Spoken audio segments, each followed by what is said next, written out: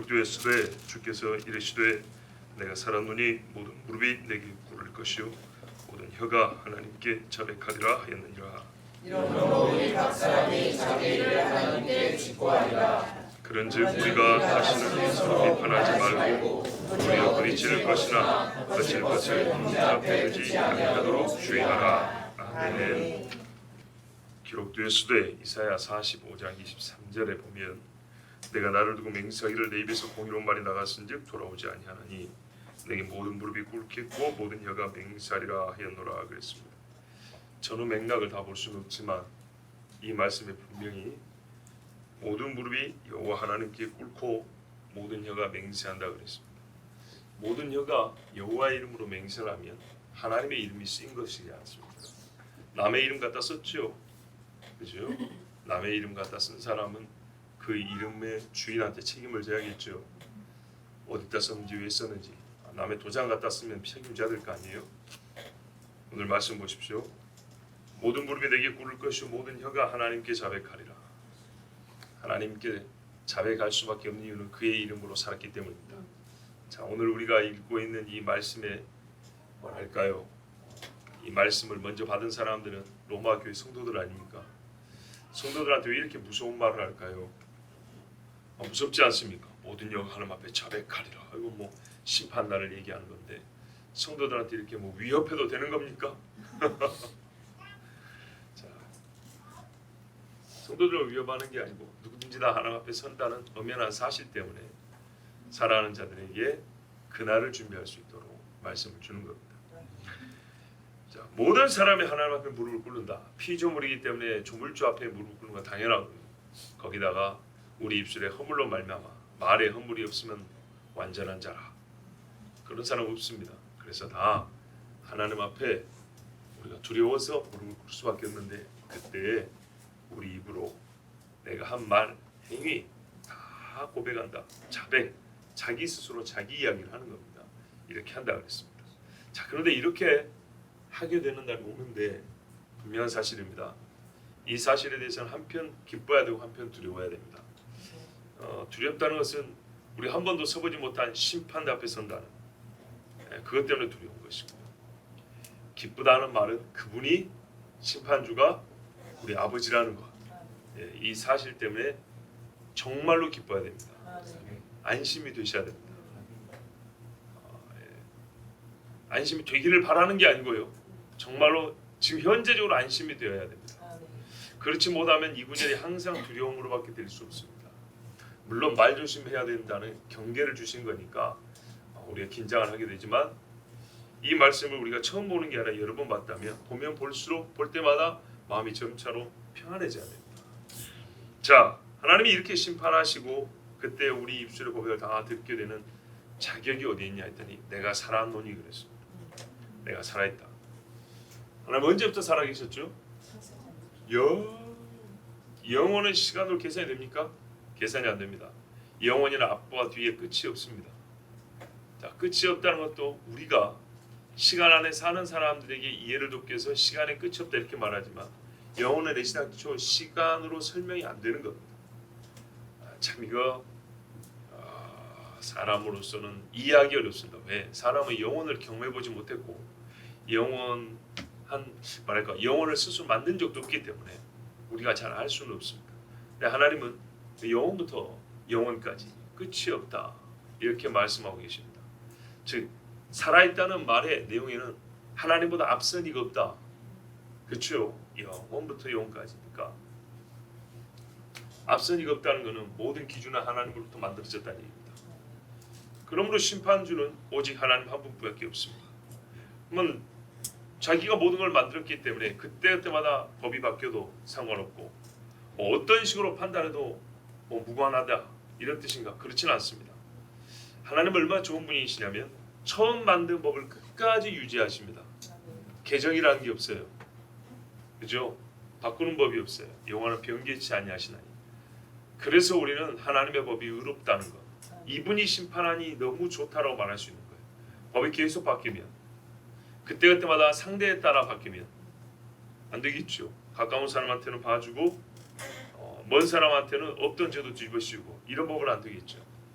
하나님은 살아계신데 영원부터 영원까지, 그리고 그 법이 역시 하나님의 존재와 더불어서 변하지 않습니다. 왜냐하면 모든 법은 하나님의 속에서 나온 것이기 때문에 하나님의 속이 변하지 않으면 하나님이 피조물에 주신 법도 달라지지 않습니다. 그래서 신뢰할 만하고 의롭고, 그리고 그게 얼마나 의로운지 우리에게 경험으로 알게 하셨으니, 아담이 지은 죄에 대하여, 노아가 벌거벗은 죄에 대하여, 소돔과 고모라의 죄에 대하여, 예루살렘의 죄에 대하여 하나님은 항상 일관성 있게 판단하시고 벌하시고, 또 다니엘의 의로움에 대하여, 사도 요한의 의로움에 대하여, 니고데모의 의로움에 대하여 하나님은 증언하시고 갚아주신 분이시기 때문에 우리는 하나님의 법이 변하지 않음과 우리 모든 사람이 보기에도 우리의 양심에 공통되게 하나님은 선하시도다 인정할 수밖에 없게 하는 그런 법을 갖고 계신 분으로 살아계시니 우리가 걱정할 일은 없습니다. 자, 그러므로 누구보다 공의롭고 정의롭고 피조물을 만드신 창조주로서 법을 제정하신 주권자로서, 그리고 변함없는 분으로서 우리를 심판할 유일한 권한은 하나님 여호와께 있습니다. 자, 이 여호와께 모든 무릎이 꿇는데 그날을 여러분 준비하십시오. 모든 혀가 하나님 앞에 자백하는데 그날을 여러분 준비하십시오. 그날이 지금 생각해도 떨리지 아니하고 기쁨이 될 수 있도록 겸손하고 하나님 앞에 말과 행실에 조심하십시오. 반드시 옵니다. 신앙생활 하면서 지식은 교만하게 하며 그렇습니다. 조금씩 교만해지지 말고 조금씩 더 겸손해지기 바랍니다. 자기 스스로 합니다. 이러므로 우리 각 사람이 자기 일을 하나님께 짓고 하리라. 누구 일을요? 자기 일을 하나님께 직접 대면하여 고한다고 되어 있습니다. 이 말은 무슨 말이냐면, 요즘 법률 관계로 말하면 본인이 스스로 증인이고 본인이 고소인이고, 그렇죠? 네. 또 죄인으로 피고인으로 쓰는 경우도 있겠고, 내 혀로 내가 한 일에 대하여 하나님께 직접 말을 한답니다. 남이 와서 증언해 주는 것보다, 천지 만물이 이 사람은 이런 일을 했고 저런 일을 했고 말한 것보다 자기가 자기 일을 고하는 것이 훨씬 많습니다. 그날 가서는요, 입을 안 열려고 이렇게 해도 소용없습니다. 그냥 터져서 방언 터지듯이 줄줄줄 나올 겁니다. 하나님 머리다 꼽고 이렇게 막 추출해내지 않아도 자기 입으로 줄줄줄 말할 겁니다. 말하고 싶지 않고 입을 다물고 싶은데 닫아지지 아니하고 그냥 술술 풀어 나올 겁니다. 몇 살을 살았던지 전 인생의 이야기가 아주 단방의 단숨에 쫙 펼쳐 나올 겁니다. 말하는 저희도 깜짝 놀랄 정도로. 자, 그러므로 여러분, 우리가 말과 행실을 조심해야 되겠는데, 내 것을 내가 짓고 하니까요. 오늘 이제 본문 맥락에 보면 어떤 맥락에서 이 말씀을 주셨냐면, 형제를 판단하는 문제잖아요. 자, 형제가 먹는 것과 나를 지키는 것이 진실로 주를 위하여 살고 주를 위하여 죽는 것과 같은 그런 일이었는데, 이것이 주를 위하여 사는 것이 아니라 자기를 위하여 사는 것처럼 바울의 말을 들으면 그렇게 비판했다는 것을 우리가 알 수 있어요. 그런 마음으로 했다는 거죠. 자기를 위하여 살거나 자기를 위하여 죽거나 그런 식으로 한 것이 아니고 정말로 주를 위하여 한 문제 일이었고, 그것이 객관적으로 죄가 아닐 경우, 그런데도 그거를 판단했단 말이에요. 판단은 죄처럼 여겼다는 거예요. 자, 오늘 본문은요, 죄인에 대한 이야기가 아닙니다. 성경의 죄에 대하여는 반드시 판단을 하고 넘어갑니다. 하나님께서 천사를 데리시고 니무롯이 하는 짓을 보러 내려오셨어요. 고모라에 무슨 일이 있는가 보러 오셨고요. 그죠? 애굽에는 바로가 말을 한마디 잘못할 때마다 때리셨어요. 예수님이 바리새인들을 그냥 지나치지 않습니다. 바리새인과 서기관은 예수님에게 칭찬 들은 적이 없고 다 판단을 받았습니다. 맞습니까? 엘리야가 당시 이스라엘의 왕과 백성들을 판단했습니다. 엘리사도 마찬가지입니다. 선지자 오뎃, 나단, 이또, 사무엘 다 보십시오. 우리가 유명한 선지자는 뭐 말할 것도 없죠. 호세아, 다니엘, 예레미야, 이사야 얼마나 많은 판단의 말이 있습니까? 그러나 그 판단의 말은 다 죄인들을 향하여입니다. 죄인들을 향하여. 즉 성경은 죄에 대하여는 그냥 지나치는 법이 없습니다.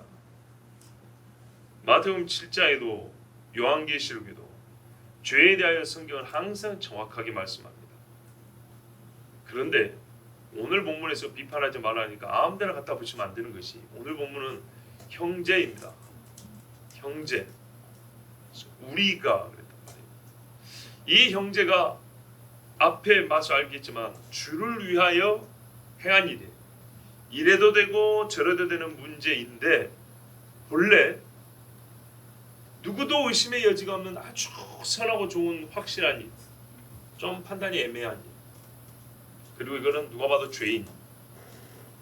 선한 일에는 칭찬을 드려야 되고 악한 일에는 책망을 듣고 꾸짖음을 받아야 됩니다. 성경은 항상 그렇게 합니다. 이 중간에 있는 영역이 있어요. 자기가 더해도 되고 덜해도 되는 그런 문제들이 있어요.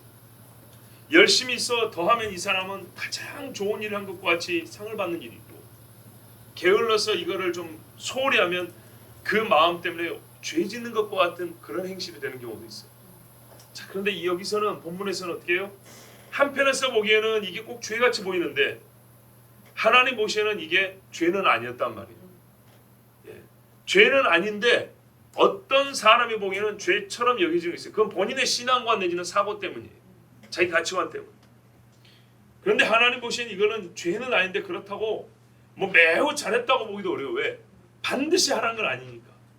그런데 이걸 어떤 사람은 정말 선한 마음으로 열심히 했어요. 그랬을 때 어떻게 됩니까? 하나님이 칭찬을 해줍니다. 바로 이런 문제입니다. 이런 문제에 있어서 한편의 형제가 죄인처럼 판단했다는 거예요. 성경에 반드시 죄는 판단을 합니다. 왜? 살리기 위해서요. 욕하고 죽으라고 하는 게 아니라 살리기 위해서 판단을 합니다. 그런데 이 경우에는 그렇게 판단을 할 문제가 아닙니다. 즉 우리 요즘 표현으로 하면 너와 나의 다름이 어느 정도 허용이 되는 문제입니다. 다만 거기에 진실함이, 마음의 진실함. 자, 마음의 진실함과 행위의 오름이 두 가지가 만나면 더 좋은데 그것이 정확히 안 만나는 수도 있어요. 그런데 이 행위는 반드시 해야 할 정도로 그런 뭐 명령은 아닌데 마음이 진실해서 이걸 하나님이 받아들여질 만한 것들이 있어요. 예를 들면 여러분 헌금 같은 예를 들어볼게요. 반드시 하라는 헌금이 있고 어떤 거는 자원예물이란 말이에요. 자원예물은 안 드려도 되는 거예요. 말 그대로 자원해서 하는 거니까. 근데 어떤 일은 자원예물을 정말 하나님 앞에 드리고 싶으면 자원하는 마음이 많이 있어. 남들보다. 그래서 드렸어요. 그거 잘못이에요? 아니죠. 그럼 하나님 받으실까요? 안 받으실까요? 받죠. 성경에 그런 예들이 얼마나 많습니다. 그런 거라고요. 그런데 내가 안 드렸어요. 그거 꼭 안 해도 되는데 저거 지 자랑하려고 한다고. 이렇게 말하지 마라 그 말입니다. 아주 쉬운 예죠. 자, 이렇게 해서 어떤 사람은 나를 지키는 것이 하나님께 영광이 되리라. 성도들에게 하나님의 약속의 때를 기억하는 데 도움이 되리라고 나를 더 열심히 지키는 사람이 있고, 내가 먹을 수 있지만 고기를 먹지 않아서 연약한 사람들에게 시험거리 되지 않아야겠다고 자기 음식을 가리는 사람들이 있단 말이죠. 자, 이런 경우에는 잘하는 것인데 마치 그 시샘을 해서 저 바리새인 같다고 이렇게 얘기하지 마라 이 말입니다. 그러면 어떻게 해요? 그 자기가 한 말을 하나님 앞에서 그대로 구한다고. 너는 어떤 마음으로 그렇게 했냐? 네가 내 종을 판단했는데 그가 어떤 마음으로 그런 일을 했다고 네가 알고 함부로 판단했냐? 거기다가 하나님의 말씀에 근거해서 했다고 판단을 해버리면 너는 내 이름 갖다 쓴 건데 나는 그렇게 판단한 적이 없거든. 자, 이러면 어떻게 하죠? 그 사람은 죄를 짓는 겁니다. 아주 자신을 위험하게 만드는 행위죠.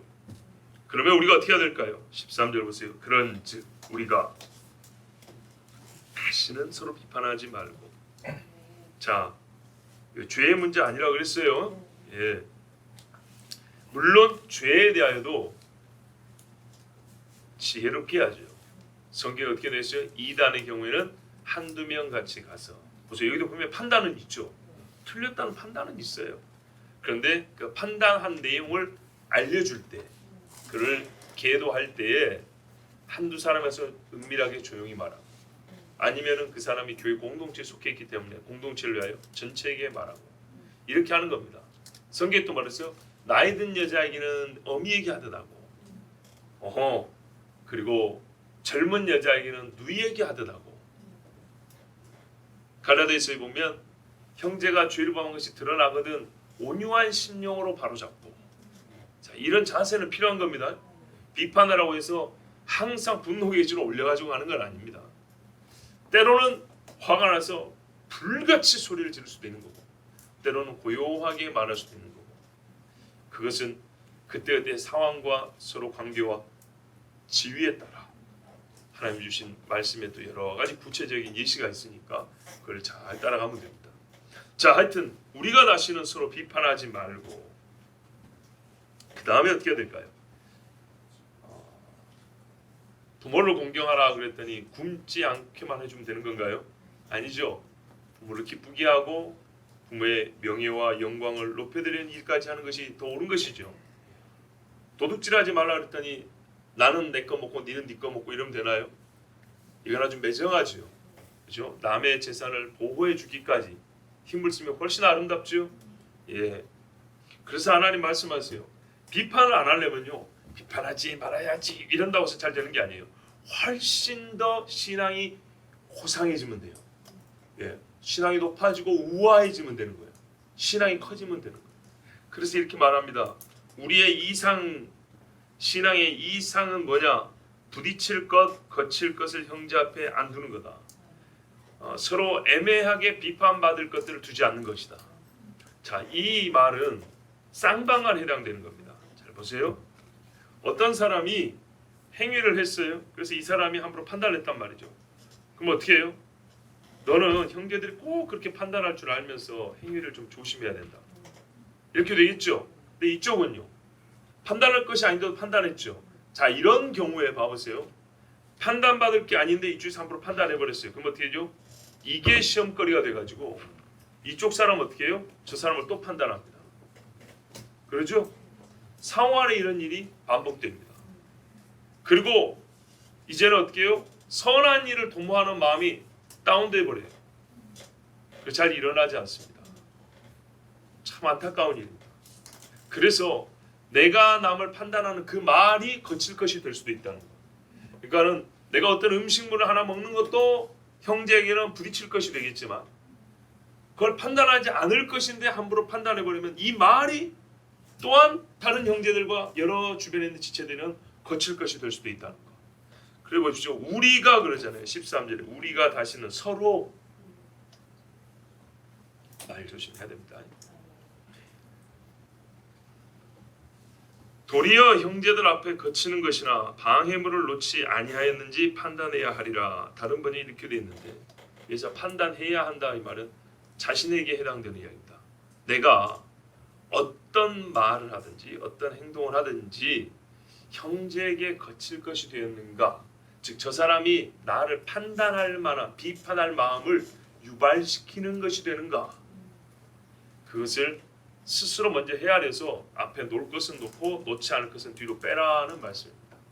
이 정도는 우리가 좀 수고를 해야 되지 않겠습니까?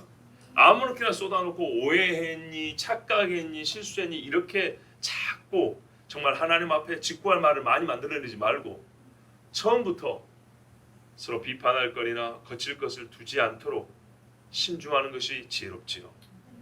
예, 비판을 하지 않는 데서 더 나아가서 형제가 나를 판단할 것, 비판할 것을 두지 말고, 또 그를 비판하는 나의 말이 또 다른 사람들에게는 그것이 비판거리가 될 수 있다는 것을 아셔야 됩니다.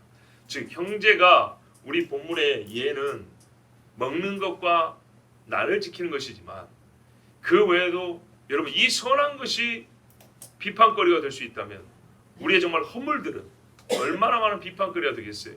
그리고 그 허물에는 행위만 있는 것이 아니고 언어도 포함됩니다. 우리 그러니까 언어와 행위를 다 조심해야 되겠습니다. 자, 오늘 말씀을 통해서 또 한 가지 깨닫는 게 있는데 그게 뭐냐면 너희가 하나님의 심판대 앞에서 직고한다 그랬어요. 직고하리라. 뭘 직고하죠? 내가 한 말만 직고할까요? 아니겠죠. 그러면 보세요. 말은 반복해서 주님 앞에 고백을 하는데 생각은 그냥 생각으로 눈 감고 있으면 하나님이 알아서 보세요 이러지 아니하고 행동은 그때 했던 거 다시 반복해봐 이렇게 하지 않는다고요. 속의 생각과 내가 했던 말과 행실이 다 말로 설명이 돼요. 말로 하나님 앞에 구해집니다. 자, 우리 여기서 한 가지 본문을 통하여 얻는 통찰. 여러분 우리 언어는요 우리가 생각하는 것보다 많은 것들을 표현할 수 있습니다. 많은 것들을 담아낼 수 있는 능력이 있습니다. 사람의 언어가 뭐 좋은 의미만은 아니지만 발달을 했다고 할 때 어떤 측면에서도 볼 수 있냐면 속에 드는 전과 다른 새로운 생각들을 담아내는 도구로서 언어가 발달해 왔다는 겁니다. 신조어라는 게 많이 생기죠. 학문에서도 새로운 개념들이 많이 생기거든요. 그걸 왜 그러냐면 사람의 머릿속에서 새로운 생각들이 만들어지니까 그 새로운 생각들을 담아내기 위해서 언어를 만드는 겁니다. 예전보다 더 무거워진 표현들이 있고 더 가벼워진 표현들이 있습니다.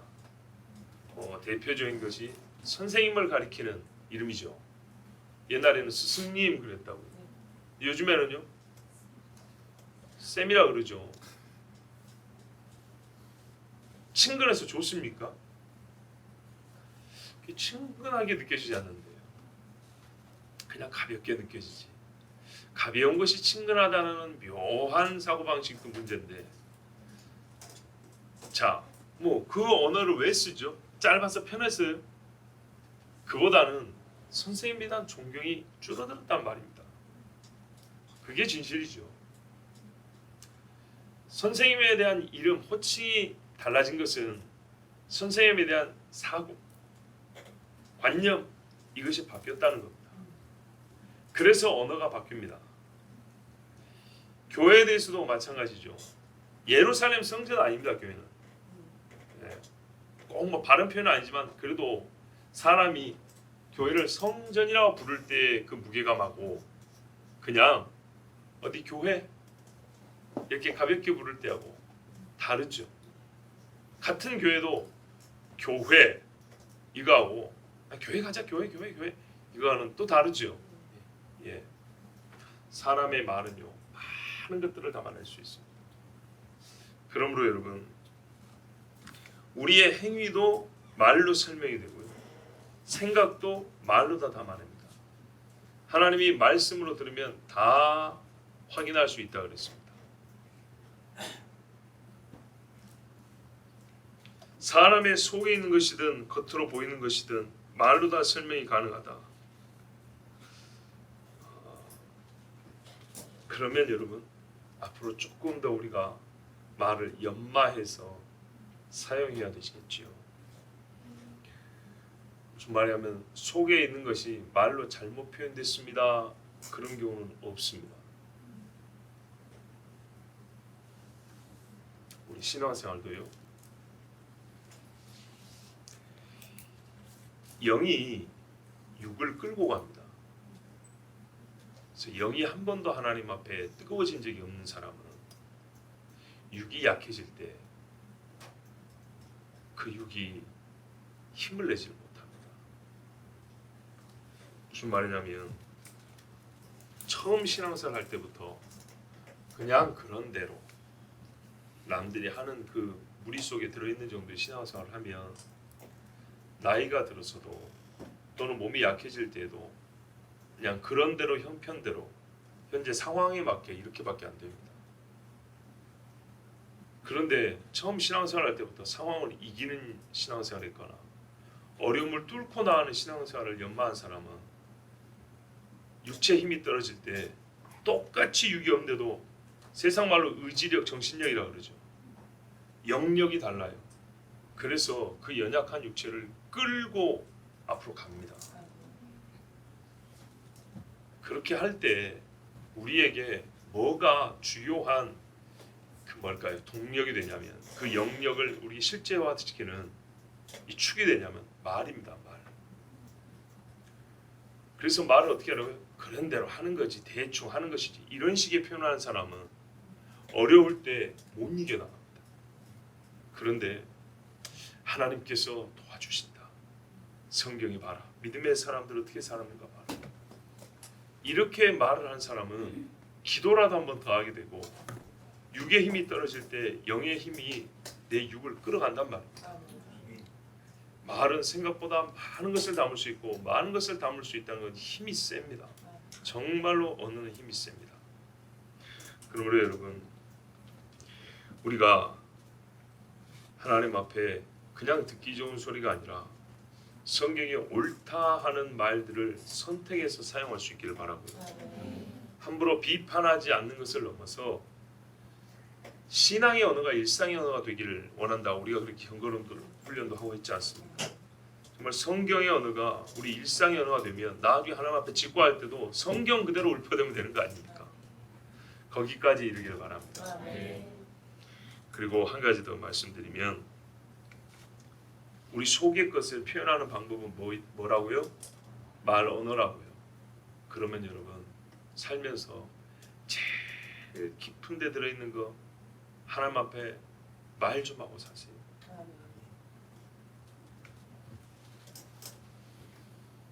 이 내가 물 이만한데 첨벙첨벙 이러지 말고 깊은 물.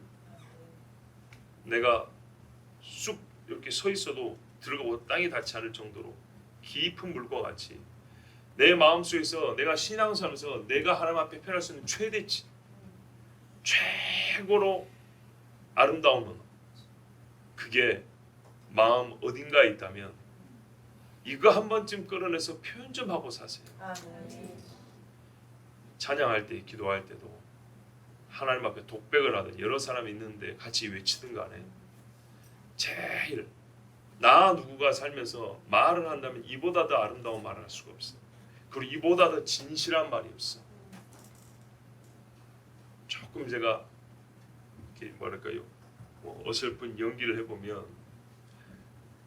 하나님 무슨 병이 걸렸어요, 고쳐주시옵소서 하잖아요. 보세요, 첨벙첨벙하죠. 그 말고 속에 있는 이야기라면요, 하나님 나 100살까지 살고 싶어요, 이렇게 얘기하라는 말입니다. 어린애 같죠? 제일 속에 있는 이야기를 좀 하고 살아.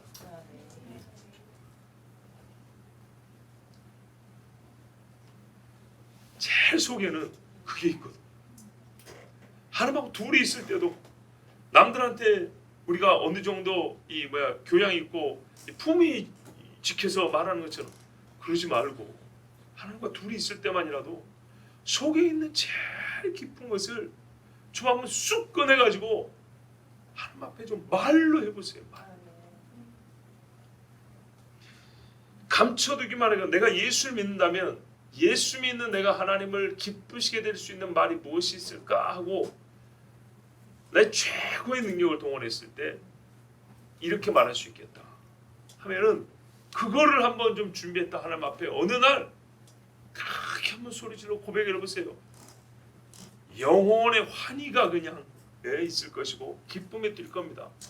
성경에 보니까요, 하나님이 얼마나 우리 인간들 사랑하시는지. 하나님도 평범한 말씀 하실 줄 알거든요. 그렇죠? 평범한 말씀 하실 줄 알아요. 그리 시냇가로 가라. 그럼 어떻게 해요? 그리 시냇가 걸어가면 돼요. 그죠? 네? 그런데 이렇게 이스라엘은 내 백성이 아니냐 이렇게 말씀도 하고요.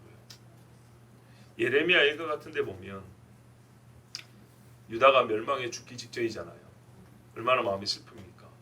근데 하나님 뭐라 하는 줄 아십니까? 이 백성할 때 정말 마음이 정말 울적이 아니라 막 울컥하는 그런 순금보다 더 정한 시온의 아들들이 이렇게 표현을